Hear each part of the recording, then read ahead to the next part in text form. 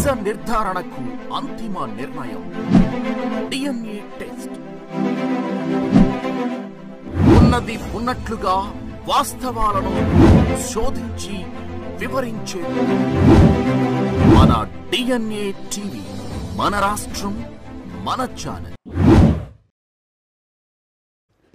అందరికీ నమస్కారం అండి. ఈరోజు ఇందాక మన సోషల్ వెల్ఫేర్ మినిస్టర్ గారు చెప్పారు, ఈరోజు మనకి షెడ్యూల్ కులాల ఉపవర్గీకరణకు సంబంధించి సాంఘిక సంక్షేమ శాఖ చేసిన ముసాయిదా ఆర్డినెన్స్కి ఈరోజు రాష్ట్ర మండలి ఆమోదం తెలిపింది. ఏదైతే గౌరవ ముఖ్యమంత్రి గారు చంద్రబాబు నాయుడు గారు ఉద్దేశం, అదేవిధంగా అంబేద్కర్ గారు కానీ జగజ్జీవన్ రావు గారు కానీ ఎప్పుడూ కూడా ఆలోచించే విధానం సమాన స్వేచ్ఛ అవకాశాలు ఉండాలి, సమాన అవకాశాలు ఉండాలని ఒకే ఒక ఉద్దేశంతో వాళ్ళు చేసిన ఆ రోజు తీసుకున్న నిర్ణయం, ఆ రోజు నుంచి ఈ రోజు వరకు కూడా ఆ నాయకుల తాలూకా మార్గదర్శకాలతో ఈరోజు నడుస్తున్న ప్రభుత్వాలు మనందరం కూడా చూసాం. వాళ్ళ తాలూకా మార్గదర్శకాలని, వాళ్ళ తాలూకా దిశానిర్దేశాన్ని కూడా ఈరోజు ప్రజలకు అందజేయాలనే ఉద్దేశంతో గౌరవ చంద్రబాబు నాయుడు గారు తీసుకున్న ఈ నిర్ణయం, అదేవిధంగా సుప్రీంకోర్టు ఆర్డర్ ప్రకారం 1 man కమిటీ వేసే 1 man కమిటీ ఇచ్చిన రిపోర్టు ప్రకారం సుమారుగా చాలా రోజులు 13 జిల్లాలు కూడా కంబైన్డ్ జిల్లాలు తిరిగి ప్రతి ఒక్క కుల సంఘాలు వాళ్ళ తాలూకా అభిప్రాయాలు తీసుకొని ఈరోజు మాకు ఒక రిపోర్ట్ తయారు చేసి ఇచ్చారు. ఆ రిపోర్ట్ని కూడా ఒక 5 man కమిటీని ఏర్పాటు చేసిన గౌరవ ముఖ్యమంత్రి గారి ఆధ్వర్యంలో 5 man కమిటీని కూడా ఏర్పాటు చేయడం జరిగింది. 5 man కమిటీ ఇచ్చిన రిపోర్టుని బేస్ చేసుకొని ఆ రోజు మంత్రిమండలిలోని ఒకసారి మనం అందరం దానికి ఆమోదం పొందాం. అది మళ్ళీ కేంద్ర ప్రభుత్వం దగ్గరికి వెళ్ళి మళ్ళీ తిరిగి ఆర్డినెన్స్ రూపంలో వచ్చిన తర్వాత ఆ ఆర్డినెన్స్ని కూడా ఈరోజు రాష్ట్ర మంత్రిమండలి ఈరోజు ఆమోదం పొందడం అనేది నిజంగా చాలా మంచి పరిణామం కింద భావించాలి. ఇందాకే సార్ చెప్పారు, అందరికీ కూడా స్వేచ్ఛ సమానత్వ అవకాశాలు రావాలి అని ఒకే ఒక ఉద్దేశంతో ఎంతో వెనుకబడిపోయిన రెల్లి కులస్తులు లాంటి కులస్తుల్ని కూడా ఈరోజు 1% రిజర్వేషన్ ఇచ్చి వాళ్ళకి కూడా అన్ని ఉద్యోగ అవకాశాలు, ప్రమోషన్స్లోని కూడా వాళ్ళకి అవకాశాలు ఇవ్వాలని ఒక మంచి ఉద్దేశం. అదేవిధంగా మిగతా ఉపకులాలకు సంబంధించి ఓవరాల్గా 59 ఉపకులాల్లోని కూడా అందరికీ కూడా సమాన అవకాశాలు రావాలని ఈరోజు మంత్రిమండలి తీసుకున్న నిర్ణయాన్ని స్వాగతిస్తూ ప్రజలందరికీ కూడా తెలియజేయడం అయింది. అదేవిధంగా మీ అందరికీ తెలిసింది, ఇది పాత సెన్సస్ 2011 సెన్సస్ ప్రకారం రాష్ట్రాన్ని ఒక యూనిట్గా తీసుకోబడింది. చాలా సంఘాల నుంచి కొన్ని రిప్రజెంటేషన్స్ రావడం వల్ల గౌరవ ముఖ్యమంత్రి గారు కూడా మళ్ళా సెన్సస్ అయిన వెంటనే దీన్ని జిల్లాలకు ఒక యూనిట్గా చేసుకొని కూడా చేయడానికి సిద్ధంగా ఉన్నామని ఇప్పటికే సభలోని ప్రకటించారు, అసెంబ్లీలోని గౌరవ ముఖ్యమంత్రి గారు ప్రకటించడం జరిగింది. దానికి కూడా ఈరోజు ఎన్డీఏ గవర్నమెంట్ చిత్తశుద్ధితో కట్టుబడి ఉన్నామని మాత్రం మేము తెలియజేసుకుంటున్నాం.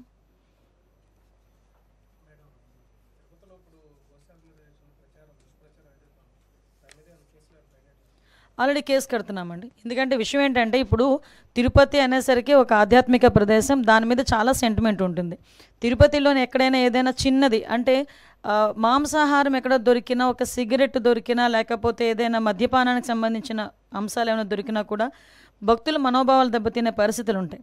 అటువంటి సిచ్యువేషన్స్లో ఒక అబద్ధపు ప్రచారాన్ని నిజం చేయడానికి వాళ్ళు చేస్తున్న ప్రయత్నాలు, సాక్షాత్తు ఇంతకుముందు ఆ తిరుమల తిరుపతి దేవస్థానం చైర్మన్ చేసిన వ్యక్తి బయటకు వచ్చి ఆ తిరుమల తిరుపతి దేవస్థానం తాలూకా ప్రాధాన్యత, దాని తాలూకా సెంటిమెంట్ తెలిసిన వ్యక్తిగా ఆయన అటువంటి కామెంట్స్ చేసేటప్పుడు ఆయన సెన్స్ పనిచేయాలి, చిత్తశుద్ధితో ఉండాలి.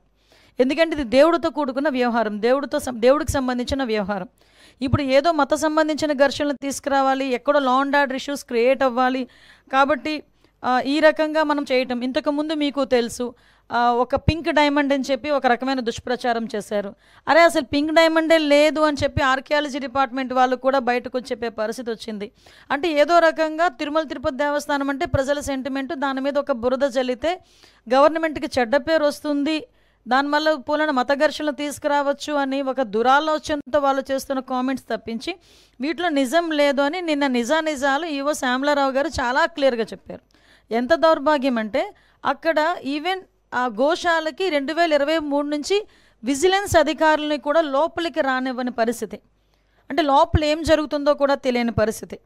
అదేవిధంగా కనీసం ఆవులకి ఇచ్చే దానాన్ని కూడా కల్తీ చేసి అందులో కూడా కనీసం నాణ్యత లేని దానాలని కూడా పెట్టే పరిస్థితి కనిపించిందని సాక్షాత్తు ఈవో శ్యామలరావు గారు చెప్పడం జరిగింది.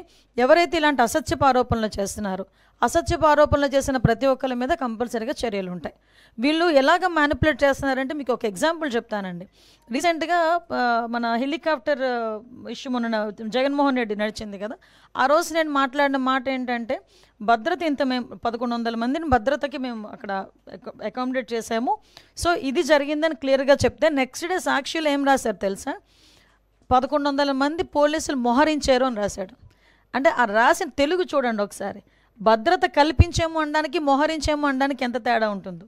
అంటే వాళ్ళు అలా రాసి జనాల్ని ఒక రకమైన ట్రాన్స్లోకి తీసుకెళ్ళడానికి ప్రయత్నం చేస్తున్నారు. సో మీకు ఎగ్జాంపుల్కి ఇది చెప్పాను, వాళ్ళ మైండ్ సెట్, వాళ్ళ మైండ్ గేమ్ ఎలా ఉంటుందని చెప్పడానికి. మీరు ఇందాక మన రామారెడ్డి గారు చెప్పారు మత ఘర్షణలు తీసుకురావాలని ఏకైక లక్ష్యం. దానికి ఏం చేశారంటే పాపం పాస్టర్ ప్రవీణ్ పగడాల గారిని ఏదో రకంగా ఓన్ చేసుకుందామని చెప్పి ప్రయత్నం చేసి వాళ్ళ తాలూకా కొంతమంది మనుషుల్ని పాస్టర్గా క్రియేట్ చేసుకొని రకరకాలుగా వాళ్ళ మీద ఎంత అంటే ఒక పాస్టర్ నోట్ నుంచి కొన్ని పదాలు మనం వినం ఎట్టి పరిస్థితుల్లోని కూడా. అటువంటిది మేము పాస్టర్ ముసుగులో కొంతమంది బయటకు వచ్చి నోటుకు వచ్చినట్టు మాట్లాడారు. అయినా కూడా గవర్నమెంట్ చాలా నెమ్మదిగా ఉండి ఇట్టు పరిస్థితుల్లోని సమయం కోల్పోకుండా పోలీస్ డిపార్ట్మెంట్ వాళ్ళు కానీ మేము కానీ చాలా బ్యాలెన్స్డ్కి వెళ్ళాం. ఈ మధ్యకాలంలో జరిగిన సంఘటనలు మీకు తెలిసే ఉంటుంది.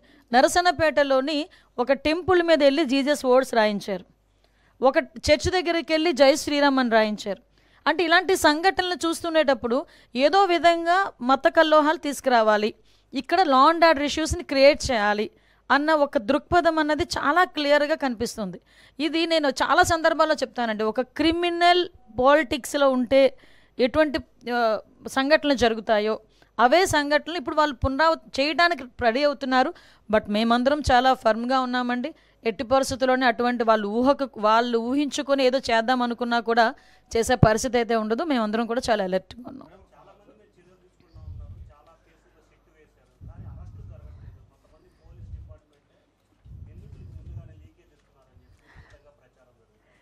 మీ దేవుడి దయ వల్ల మీరే ప్రచారం అన్నారు కాబట్టి సంతోషం.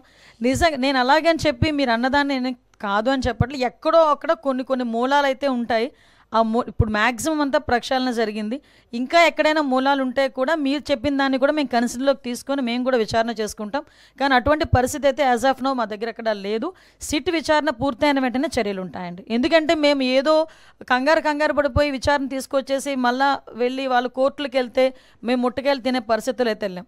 మేము చాలా క్లియర్గా సిట్ విచారణ కంప్లీట్గా పూర్తి చేసుకొని అందులో ఎవరైతే దోషులు ఉన్నారో విత్ సాక్ష్యాధారాలతో పట్టుకొని వాళ్ళ మీద చర్యలు ఉంటాయి.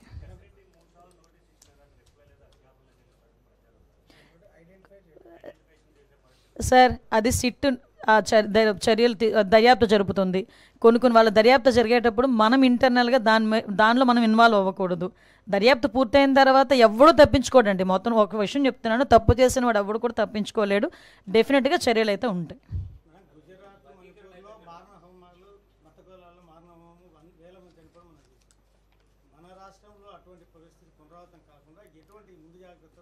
సార్ ఎట్టి పరిస్థితుల్లోనే అటువంటి జరగవండి.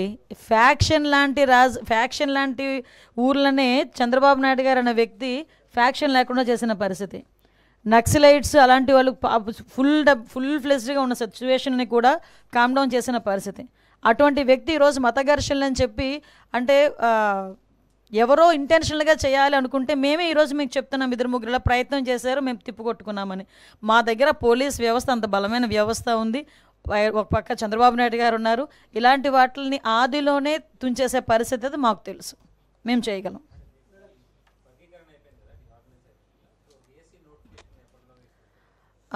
నాకు తెలిసి ఒక వర్గీకరణ ఆర్డినెన్స్ వస్తుందండి. 2 days ఆమోదించింది. ఆర్డినెన్స్ వచ్చిన వెంటనే డిఎస్ నోటిఫికేషన్ ఇచ్చేస్తుంది. అయిపోతుంది.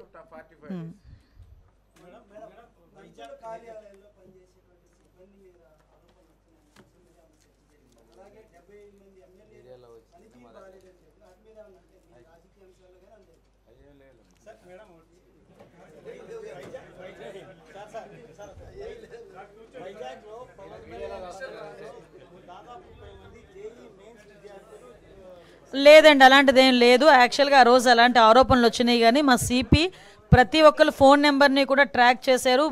టవర్ డంప్ తీసుకున్నారు, వాళ్ళు లొకేషన్స్ ఐడెంటిఫై చేశారు. ఆ సిగ్నల్ లోపం అంటే పవన్ కళ్యాణ్ గారి పర్యటన వల్ల వాళ్ళు జేఈ మెయిన్స్కి అటెండ్ అవ్వకపోవడం అనేది అయితే పూర్తిగా నిరాధారం.